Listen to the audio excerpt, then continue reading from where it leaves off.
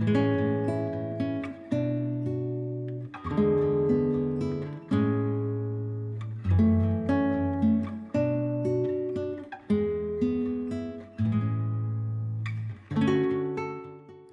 is going to be a boring video. It's not one of my usual cleaning motivation videos with upbeat music and every single clip fast forward to 4 times the speed to make it seem like I whiz around the house in a flurry just getting things done, because that's not the truth. The truth of the matter is that homemaking can often feel like a chore.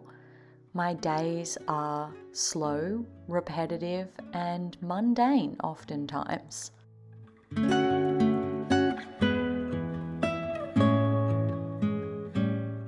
Whether you're a renter or a homeowner, chances are you often feel the same, and I've found that the larger space that you have, the more items that you acquire, the more children or pets that you gather, and the busier your schedule becomes, not only do you have less and less time for homemaking, but it becomes something that you want to avoid, something that doesn't bring any joy. It's just another chore to add to what seems to be an endless to-do list.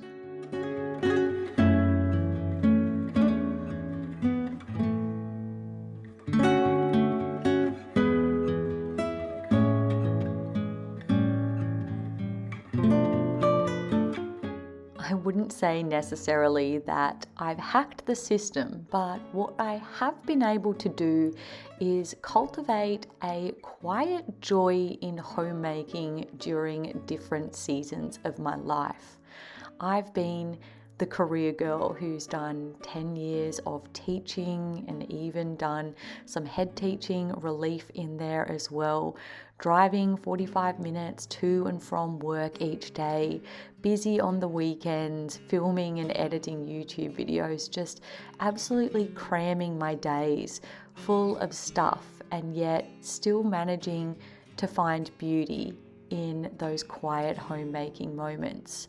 And then I've also been the first-time mum, dealing with postnatal depression, finding it difficult to navigate the daily routines and rhythms, finding loneliness in just not knowing how to make friends and find connections during this new season of my life, and yet still finding some joy in homemaking moments in between all the chaos of a toddler running around the house.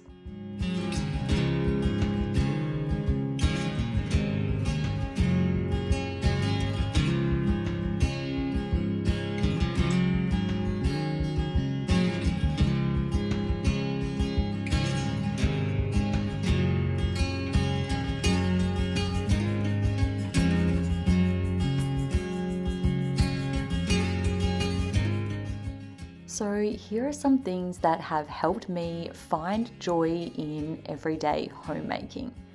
The first one being to set aside time to do my chores when I am at my most peaceful and serene, not when I'm feeling rushed or strapped for time. Now, that might be in the morning when Hunter is having his breakfast and he's just chilling out in his chair eating. That might be in the nighttime when he has gone to sleep and Dave is playing soccer or doing soccer training. That might be during the middle of the day when Hunter is having his rest. I play it by ear. I don't necessarily need to be rigid in when things get done. They will always get done. So find a time for yourself that is going to work in with your schedule. Time and space that doesn't make you feel rushed or frazzled.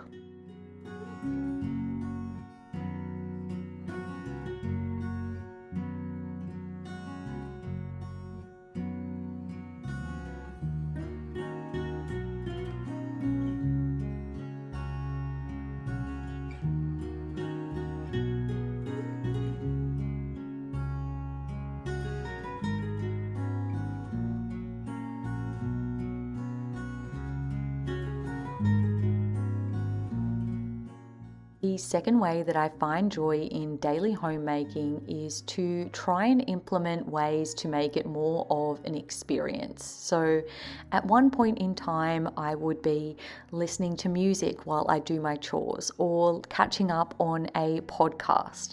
I might light some candles, put on some mood lighting. These days, I'm often just hanging out with Hunter and using this as time for us to have a little chat and to play while I'm doing my chores. I will try and find ways to include him in whatever I'm doing. If that is making the bed, he might be jumping on the doona or the pillows that are on the floor. He might be playing peekaboo with me as I'm hanging out the clothes on the little inside clothesline and he's running underneath that trying to hide. He might be getting out our big green furry duster and pretending to go around and dust things while I am doing the vacuuming, or sometimes he's helping with the vacuuming as well. But I find that when we're doing it together, it makes him a little bit more engaged and interested in whatever I've got going on, and also makes me feel like I'm not taking any valuable time away from Hunter to get done chores around the house, which theoretically could be done when he is asleep rather than when he is awake. So it's just a much more enjoyable experience when we're doing it together and we're having fun with it. The last thing that I like to do that make it a little bit more exciting to do chores around the house is to have areas of the house that are beautiful, curated, or cozy. I just put together recently this little coffee station, adding in some dried flowers and some recipe books that I honestly don't ever use, but they look really pretty and aesthetic there by my coffee machine.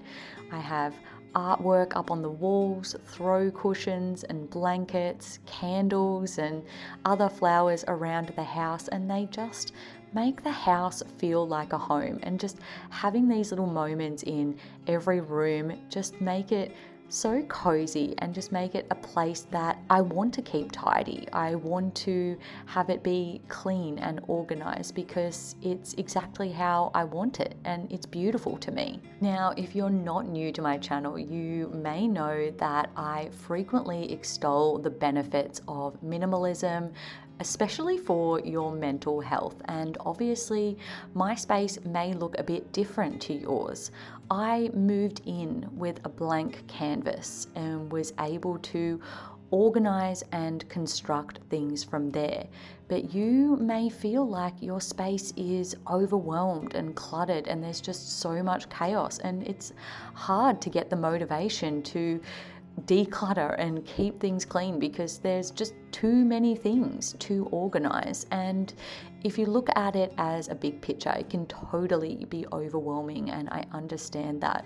So perhaps just focus on one room at a time.